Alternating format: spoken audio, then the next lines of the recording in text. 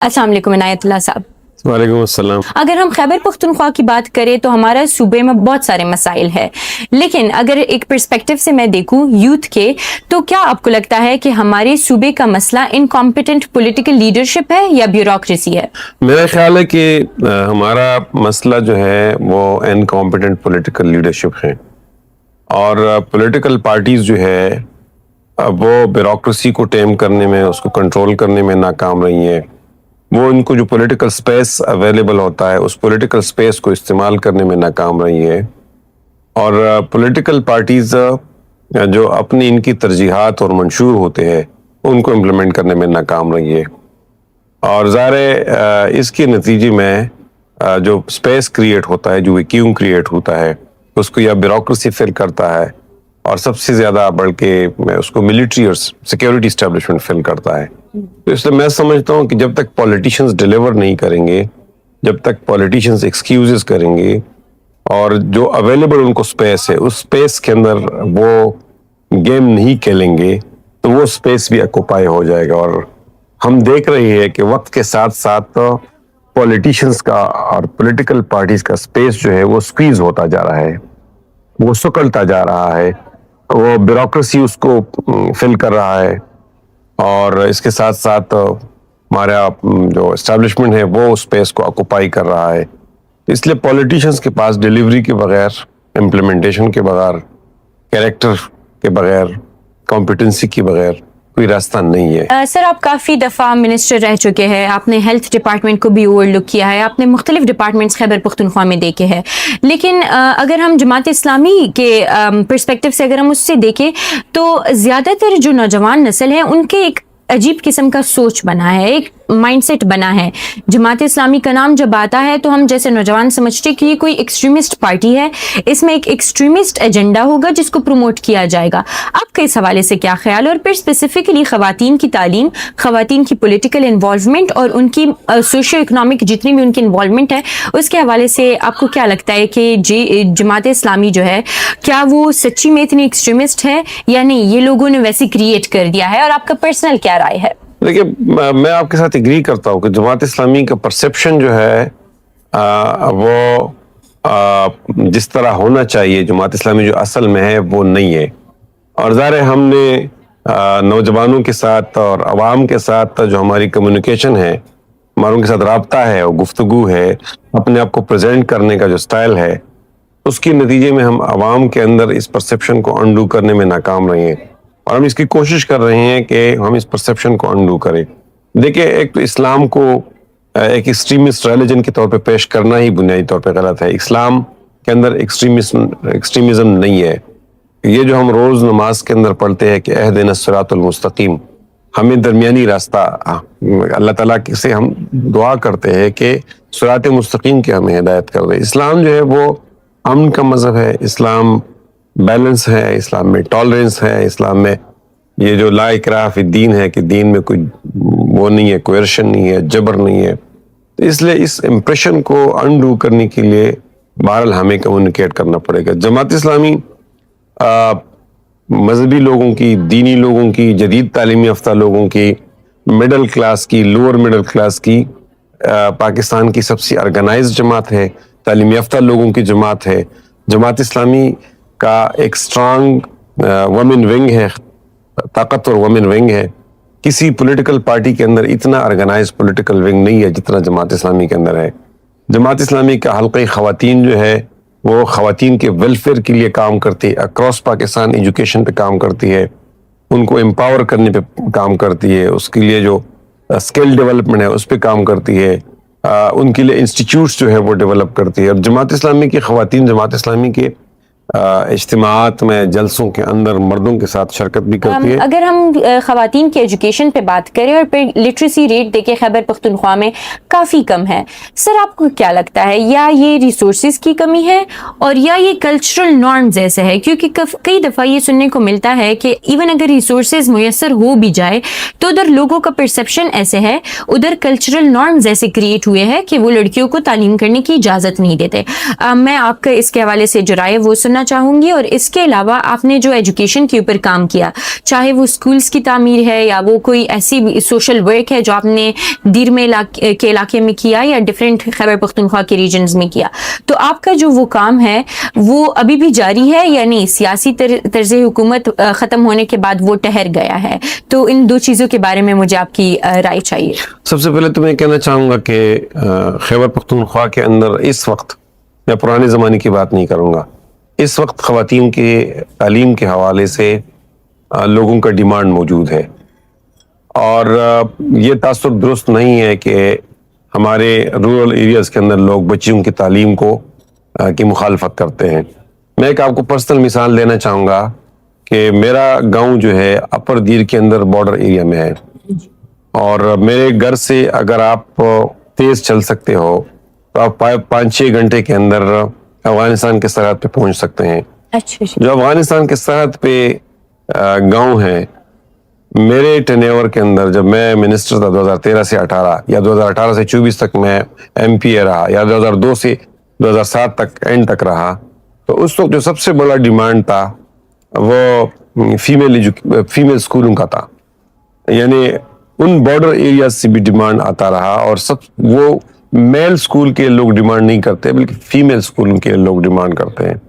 اصل ایشو یہ ہے کہ ریاست ناکام ہو گئی ہے کہ وہ بچوں اور بچیوں کو, بلکہ بچیوں کو محفوظ جگہوں پہ تعلیم دلانے کے لیے انفراسٹرکچر اور فیسلٹیز اور ٹیچر دینے میں ناکام رہی ہے. مثلا دور دراز کے علاقوں میں, ویلیز کے اندر خواتین ٹیچر اویلیبل نہیں ہے, ظاہر ہے وہ اربن سینٹر سے جاتی ہے, تو اگر آپ ان خواتین کو موبلٹی سپورٹ نہیں دیں گے, ان کو ٹرانسپورٹ نہیں دیں گے, تو اس کے نتیجے میں وہ نہیں جا سکیں گے. اس کے علاوہ اگر آپ ان کے گھر کے قریب high school, higher secondary school, college نہیں بناتے ہیں, اس کا نتیجہ یہ ہوگا کہ جو ہمارا کلچرل ویلیوز ہے اس کے نتیجے میں لوگ اس کو تو یونیورسٹی میں بہت سے لوگ بیچ بھی دیتے ہیں, لیکن بہت سے لوگ ریلیکٹنٹ ہوتے ہیں. لوگ تعلیم کے نہیں مخالف ہوتے ہیں, لیکن لوگ بچیوں کے حوالے سے پریشان ہوتے ہیں کہ وہ گھر سے دور ہوں گے تو وہ انسیکیور فیل کرتے ہیں. تو اس سینس آف انسیکیورٹی کی وجہ سے ریاست کو چاہیے کہ وہ ان کے دہلیز پہ ان کو اسکول فراہم کرے, کالجز فراہم کرے, اور وہ انویسٹ کرے, وہ خواتین کی ایجوکیشن پہ ہیویلی انویسٹ کرے. تو وہ انویسٹمنٹ ریاست کی طرف سے نہیں آ رہی ہے, اور میرا خیال ہے کہ اب تو ہمیں ایک لحاظ سے ایک موریٹوریم, ایک پابندی لگانی چاہیے کہ جو نئے اسکول بنے تو بچیوں کے اسکول بنے, کیونکہ مردوں جو میل اسکول ہے وہ بہت زیادہ بنے ہیں. تو یہ بنیں گے تو اس کے نتیجے میں تعلیم, تو یہ تاثر غلط ہے کہ کلچرل نارمز کی وجہ سے یہ غلط ہے. ڈیمانڈ موجود ہے لیکن فیسلٹیز نہیں. سر ابھی بھی 2026-2027 کا جو بجٹ ہے وہ آیا تھا, لاسٹ ٹائم 2024-2025 کا جب بجٹ ریلیز ہوا تھا تو اس کے حوالے سے آپ کی ایک اسٹیٹمنٹ تھی کہ بجٹ ایسے دکھتا ہے کہ IMF نے ڈرافٹ کیا ہے. تو اس کے حوالے سے آپ تھوڑی سی میں سننا چاہتی ہوں کہ آپ کا ابھی جو بجٹ ریلیز ہوا ہے فیڈرل اور پروونشل بجٹ, آپ کو کیا لگتا ہے الاٹمنٹ آف بجٹ صحیح طریقے سے ہوا ہے یا نہیں؟ آپ اس کے خلاف ہے یا فیور میں؟ میرا خیال ہے کہ یہ جو بجٹ پیش ہوتے ہیں یہ اس میں IMF کے ساتھ جو ہم نے ہمارا ایگریمنٹ ہے لون کا اور ان کی کنڈیشنلٹیز اور ان کے شرائط کے مطابق طے ہوتا ہے. سب سے پہلی بات تو یہ ہے کہ میں آپ کی اس بجٹ کا تجزیہ کروں تو یہ 18,700 ارب روپے کا تقریباً بجٹ ہے. اس بجٹ کے اندر آپ نے 8,000 ارب روپے سے زیادہ سود کے لیے رکھے ہیں, تو باقی آپ کے ساتھ کیا بچ جاتا ہے؟ آپ کا باقی جو بچ جاتا ہے تو اس میں 3,000 ارب روپے جو ہے وہ ڈیفنس کے لیے ایلوکیٹ کرتے ہیں. جی سر. تو جب باقی بچ جاتا ہے یعنی 8,000 اور 3,000 11,000 ارب ہو گئی. 1,000 ارب روپے آپ نے جو صوبے اور مرکز کا ڈیولپمنٹ ہے اس سے کاٹ لیے, اور اورنگزیب صاحب کہتے ہیں کہ آئندہ 3 سال کے لیے یہ 1,000 ارب روپے یعنی 1 ٹریلین روپے ڈیولپمنٹ سے کاٹے جائیں گے, اور اس میں خیبر پختونخوا سے کوئی 108-9 ارب روپے خیبر پختونخوا کے ایسے سے کاٹے جائیں گے. تو آپ کو کہا جاتا ہے کہ آپ سرپلس بجٹ پیش کریں, آپ کو کہا جاتا ہے کہ آپ سرپلس بجٹ پیش کریں کیونکہ یہ IMF کی ریکوائرمنٹ ہے. سرپلس بجٹ جو صوبوں کو کہا جاتا ہے یہ کس کی ریکوائرمنٹ ہے؟ یہ IMF کی ریکوائرمنٹ ہے. IMF آپ سے کہتی ہے کہ آپ بجلی کی قیمتیں جو ہے وہ کم نہ کریں. ظاہر ہے بجلی کی قیمتیں آپ کم کریں گے, آپ ریلیف دیں گے تو عام آدمی کو ریلیف ملے گا, عام آدمی کو ریلیف ملے گا تو عام آدمی کی, اور اس کے ساتھ ساتھ آپ بجلی کی قیمتیں کم کریں گے تو لوگ زیادہ بجلی استعمال کریں گے, لوگ زیادہ بجلی استعمال کریں گے تو آپ کی اکانومی گرو کرے گی, آپ کی انڈسٹری چلنا شروع ہو جائے گی. تو اس وجہ سے جو آئی ایم ایف کی پالیسیز ہے وہ ہمیشہ ہم یہ لفظ سنتے ہیں اپنے فائنانس منسٹر سے کہ ہماری اکانومی اسٹیبلائز ہو گئی ہے, استحکام کی طرف چلی گئی ہے. بھائی ہمیں ایک اسٹیبلائز اکانومی کی ضرورت نہیں ہے, ہمیں ایک ایسی اکانومی کی ضرورت ہے کہ جو ہمارے آبادی کے بڑھنے کے شرح کے حساب سے ہمارے لیے امپلائمنٹ جنریٹ کرے. آپ کے پاکستان کے اندر, آپ کے مارکیٹ کے اندر ایک اندازے کے مطابق کوئی 2 ملین سے لے کے 3 ملین لوگ سالانہ جو ہے وہ جاب مارکیٹ کے اندر آپ کے انٹر ہوتے ہیں. تو اگر آپ کی اکانومی 6-7% پہ گرو نہیں کرے گی تو آپ ان لوگوں کو جاب فراہم نہیں کر سکتے ہیں. ظاہر جو آئی ایم ایف کی کنڈیشنلٹیز ہے اس میں آپ اس قسم کا گروتھ نہیں کر سکتے ہیں. پھر یہ جو آپ بجٹ بناتے ہیں اور اس میں آپ ایجوکیشن کے لیے یعنی فیڈرل لیول پہ آپ کوئی 47 بلین روپے ہے یا 50 بلین کے اراؤنڈ آپ نے ہائر ایجوکیشن کے لیے رکھا ہے. آپ نے بے نظیر انکم سپورٹ پروگرام کے لیے 700 ارب سے لے کے 1000 ارب روپے رکھا ہے. کیا آپ لوگوں کو بگر بنانا چاہتے ہیں؟ یعنی سچی بات یہ ہے کہ ہماری ترجیحات تو معلوم نہیں ہے. آئی ایم ایف کے پاس لوگ مجبوریوں میں جاتے ہیں. ہمارے 24-25 آئی ایم ایف پروگرام ہو گئے ہیں. انڈیا جو ہے 1991 کے اندر آخری مرتبہ آئی ایم ایف پروگرام میں گیا ہے. پاکستان سب سے زیادہ آئی ایم ایف پروگرام میں گیا ہے. اب بھی اس بات کا کوئی امکان نہیں موجود کہ پاکستان اس آئی ایم ایف پروگرام سے نکلے گا تو وہ اپنی خود کفالت کی طرف جائے گا, انڈیپینڈنس کی طرف جائے گا. اس لیے میں سمجھتا ہوں کہ جب تک ہم آؤٹ آف باکس تھنکنگ نہیں کریں گے, ہم تخلیقی طور ہم انوویٹو تھنکنگ نہیں کریں گے, ہم آئی ایم ایف خود بھی کہتی ہے کہ آپ اپنے اکانومی کے اندر کچھ ایسی ڈیسیجنز کریں کہ ریڈیکل چینجز ایسے کریں ملک کے اندر اور کہ جس کے نتیجے میں آپ کی جو بیماریاں ہیں اس ملک کے اندر, اکانومی کی جو بنیادی بیماریاں ہیں وہ ختم ہو جائیں. یعنی ہماری اکانومی کے اندر ہمیں ڈالرز کی ضرورت ہوتی ہے. ہم اگر 62-63 ارب ڈالر ہمارا امپورٹس ہے اور 27 ارب ڈالر ہمارے ایکسپورٹس ہے, تو یہ جو گیپ ہے یہ گیپ پھر کتنا رہ جاتا ہے؟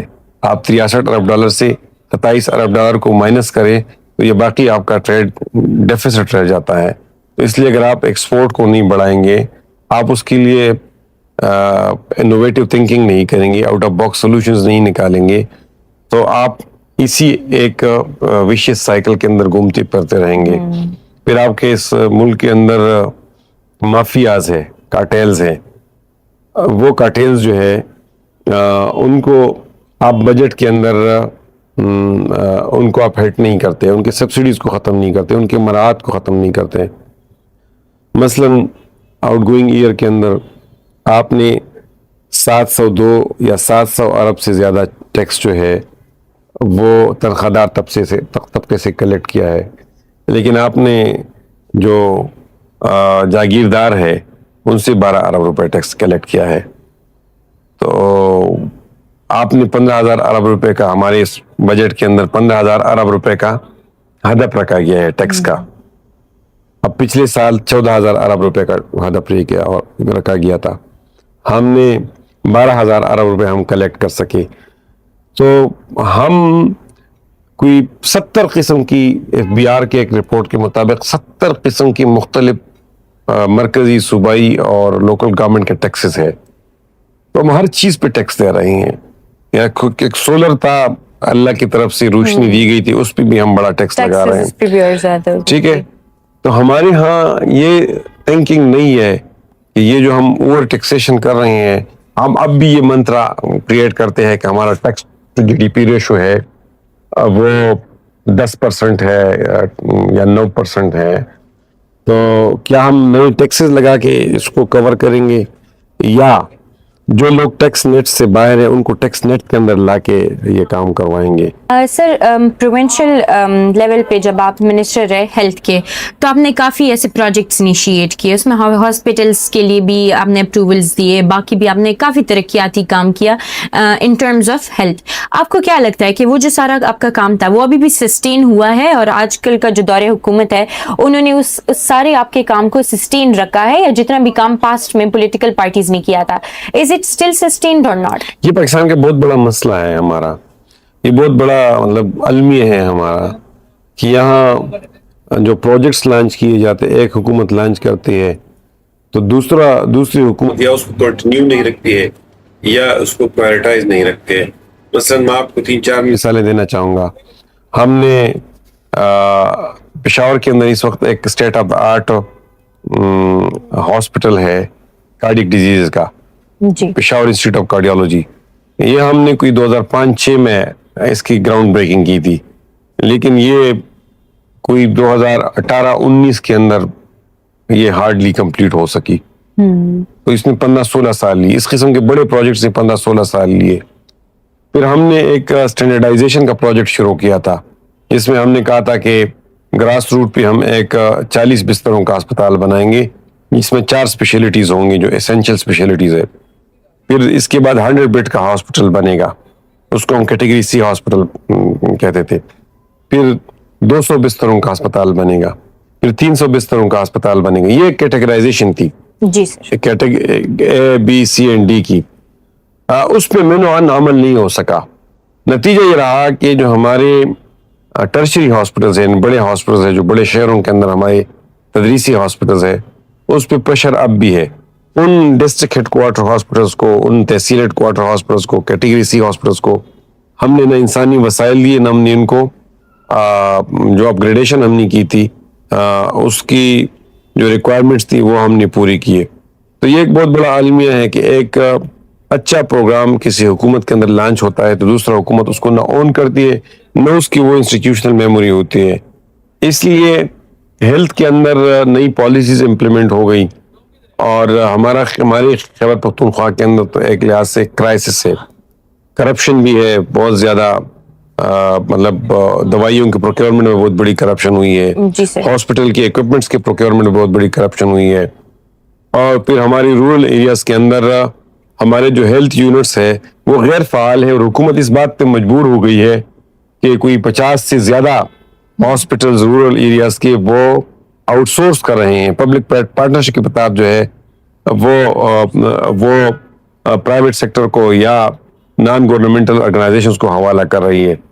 تو میرا خیال ہے کہ یہ ایک بہت بڑا ایشو ہے کہ پالیسیز کے اندر تسلسل نہیں رہتے ہے, اور اس کی وجہ سے سسٹینیبلٹی جو ہے وہ مشکل ہو جاتی ہے. I think sustainability is one of the main problem when it comes to such developments in Pakistan.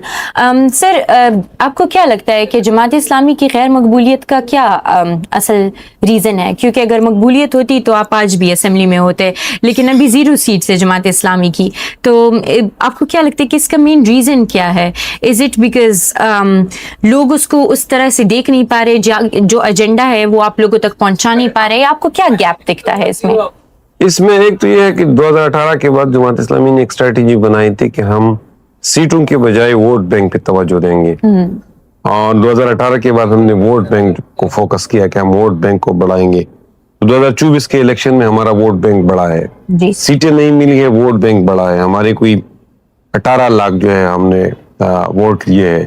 اس سے پہلے ہمارے میکسیمم ووٹ 10 لاکھ 70s میں زیادہ ملے تھے. وہ پرانے زمانے میں ایک اچھا ویو چلا تھا, لیکن بعد میں ہمارا ووٹ بینک سکڑتا چلا گیا, اور اس کے بعد ایک یہ پالیسی بنی کہ ہم ووٹ بینک کو بڑھائیں گے. اب بھی یہ پرائیورٹی ہے کہ ووٹ بینک کو بڑھائیں گے. تو آپ کو پتہ ہے, آپ کو شاید معلوم نہیں ہوگا, ہم نے ایک ممبرشپ ڈرائیو جو ہے چلائی ہے پچھلے 2 سالوں کے دوران, اس وقت بھی چل رہی ہے.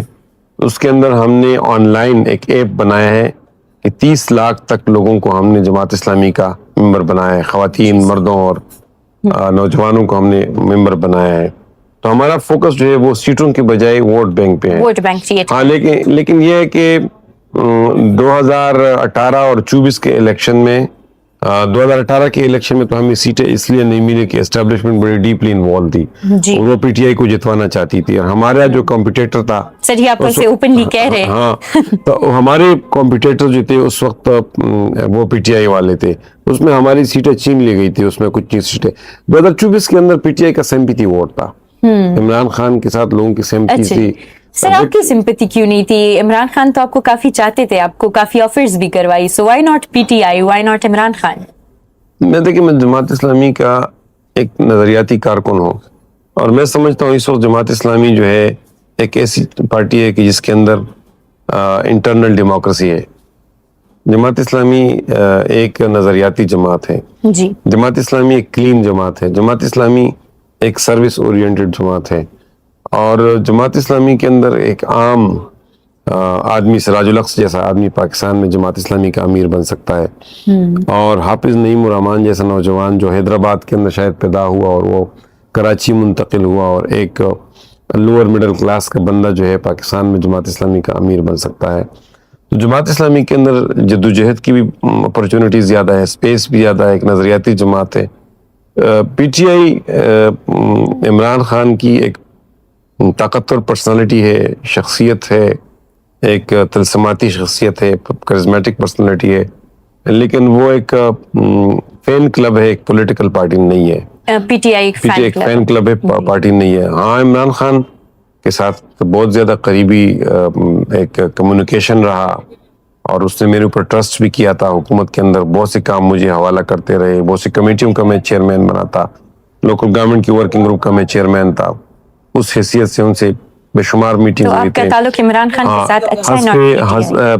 جو احتساب کمیشن انہوں نے بنایا تھا, اس کے لیے ایک ورکنگ گروپ بنا تھا, اس لاء کے لیے میں اس کا چیئرمین رہا, اور بہت سے اور ریفارم پروجیکٹس تھے کہ جس کے اندر میں یا چیئرمین کمیٹی کے چیئرمین یا ممبر کی حیثیت سے انوالو رہا.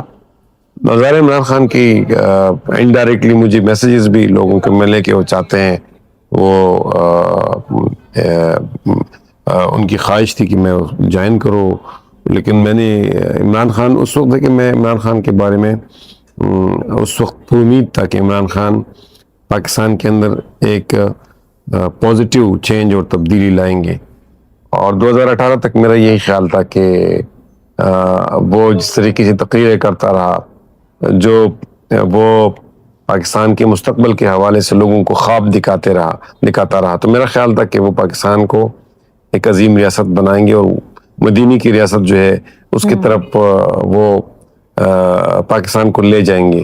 لیکن 2018 کے بعد ان کی جو 3 سالہ حکومت تھی, سچی بات یہ ہے کہ بہت سے لوگوں کی طرح میں بھی مایوس ہو گیا, اور میں اس فیصلے پہ پھر بہت زیادہ خوش تھا کہ میں نے اس کو جوائن نہیں کیا, کیونکہ وہ اپنی مینیفیسٹو, اپنے جو ان کے سلوگنز تھے, ان سلوگنز سے انہوں نے, ان کی پارٹی نے یو ٹرن لیا. ظاہر عمران خان بہت بڑی لیڈر ہے, میں اس پہ کوئی نیگیٹو کمنٹ نہیں کرنا چاہتا. اس وقت چونکہ وہ جیل میں بھی ہے, اور بہت سے لوگوں کی طرح میری بھی ان کے ساتھ ہمدردی ہے کہ وہ جیل سے نکلے, اور پاکستان کے اندر ان کو پولیٹکس کے لیے ایک, جس طرح باقی لوگوں کو ایک کھلا میدان ملا ہے اس کو بھی ملے. لیکن اس سب کچھ کے باوجود بھی ان کی جو کیپی کے اندر 13 سالہ حکمرانی ہے, اس نے مجھے اور بہت سے لوگوں کو مایوس کیا ہے, اور 2018 سے آنورڈ ان کی جو 2022 تک 3 سالہ حکومت تھی, اس نے بھی بہت سے لوگوں کو مایوس کیا ہے. جی سر. سر ویسے سیاست کے لیے آپ نے بات کی کہ سراج الحق جیسے بندے کو بھی پارٹی کا جو امیر ہے وہ بنایا, تو سیاست کی جب ہم بات کرتے ہیں نا, اور زیادہ تر نوجوانوں کو یہی مسئلہ ہوتا ہے کہ سیاست کے لیے بہت زیادہ پیسہ چاہیے ہوتا ہے, اور یا تو ایک فینسی سرنیم ضروری ہوتا ہے, تو تبھی آپ سیاست کر سکتے ہیں. آپ کا بھی ایک سیاسی گھرانہ ہے, آپ کا اس کے بارے میں کیا خیال ہے؟ کیا یہ ضروری ہے کہ آپ کے ساتھ ڈھیر سارا پیسہ ہو تو پھر آپ ایک کامیاب سیاست دان؟ دیکھیے ہمارے پاس تو پیسہ نہیں ہے, ہمارے ایک فیملی بیک گراؤنڈ ضرور ہے, لیکن پیسہ نہیں ہے. اور جماعت اسلامی کے اندر تو آپ پیسے کے بغیر پالیٹکس میں اوپر آ سکتے ہیں. میں آپ کو ایک انٹرسٹنگ بات بتاؤں. جی. جماعت اسلامی میں جب آپ کو صوبائی اور قومی اسمبلی کے لیے نامینیٹ کیا جاتا ہے تو پارٹی آپ سے کوئی فیس نہیں لیتی ہے. باقی پارٹیوں کے اندر آپ پارٹی فنڈ کے اندر کنٹریبیوٹ کرتے ہیں الیکشن کے لیے, ایک بڑا ڈونیشن دیتے ہیں کروڑوں کے, مطلب جو وننگ سیٹس ہے یا جو بڑی پارٹیاں ہیں, وننگ ہارسز کروڑوں روپے جو ہے وہ پارٹی فنڈ میں دیتے ہیں. ہمارے یہاں پارٹی آپ کو فنڈز دیتی ہے, پارٹی آپ کو الیکشن کے لیے فنڈز دیتی ہے. آپ کو مثلا میرے حلقے کے اندر 30 40 50 لاکھ روپے جو ہے وہ پارٹی کی طرف سے آتا ہے کہ وہ میرے الیکشن کیمپین پہ چلائے. تو یہ ایک منفرد یونیک پولیٹیکل پارٹی ہے.